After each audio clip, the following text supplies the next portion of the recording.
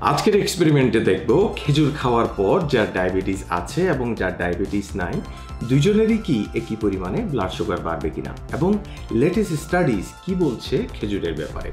Let's do the test.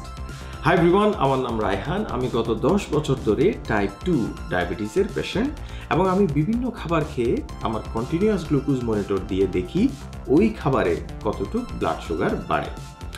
সাধারণত 100 গ্রাম খেজুরে প্রায় 63 গ্রাম মতো সুগার থাকে, যেটা অনেক বেশি। কিন্তু অনেকেই বলছেন এই একই পরিমাণ খেজুরে যেহেতু 7 গ্রাম ফাইবার রয়েছে, এই ফাইবারের কারণে ব্লাড সুগার বাড়বে না। জাস্টিন রিচার্ড নামে একজন ব্যক্তি যার ডায়াবেটিস নাই, উনি খেজুরকে টেস্ট করে দেখেছেন ব্লাড সুগার বাড়ে কিনা। তিনি 80 গ্রাম মতো খেজুর খাওয়ার পর দেখলেন ওনার ব্লাড সুগার খুব একটা বাড়েনি। তার মানে খেজুরে থাকা 54 গ্রাম সুগার খাওয়ার পরও ওনার ব্লাড সুগারের খুব একটা পরিবর্তন হয়নি। এখন প্রশ্ন হলো, আমরা যারা ডায়াবেটিক আমাদের ব্লাড সুগার বাড়বে কিনা সেটা জানার আগে দেখে নেই কারেন্ট স্টাডিজ কি বলছে। 2023 সালে পাবলিশ করা এই স্টাডিজে পাওয়া গেছে খেজুর খাওয়ার পর ডায়াবেটিস রোগীদের ব্লাড সুগার এফেক্টেড হয়নি। 2021 সালে পাবলিশ করা এই স্টাডিজেও বলা হয়েছে খেজুর ব্লাড সুগার বাড়ায় না এবং পরামর্শ দেওয়া হয় ডায়াবেটিস রোগীদের খেজুর খেতে নিষেধ করার দরকার নেই।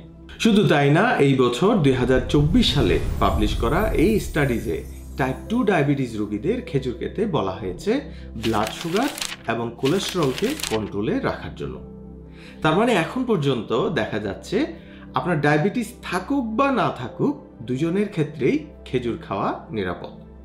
এখন দেখা যাক আমার টেস্ট রেজাল্ট কি বলছে।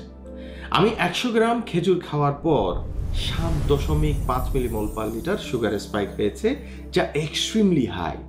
কিন্তু রিসেন্ট স্টাডিজ বলছে আমার সুগার স্পাইক হওয়ার কথা না। তাই আমি আবার এই টেস্টটি করলাম। এবার খেলাম মাত্র 30 গ্রাম খেজুর, কিন্তু দেখা গেল এইবারও আমার 3 মিলিমোল পার লিটার সুগার বেড়েছে। তাহলে আজকে আমরা দেখলাম একজন সুস্থ ব্যক্তি খেজুর খাওয়ার পর ওনার ব্লাড সুগার বাড়লো না। স্টাডিজ বলছে আমরা যারা ডায়াবেটিক আমাদের ব্লাড সুগার বাড়বে না।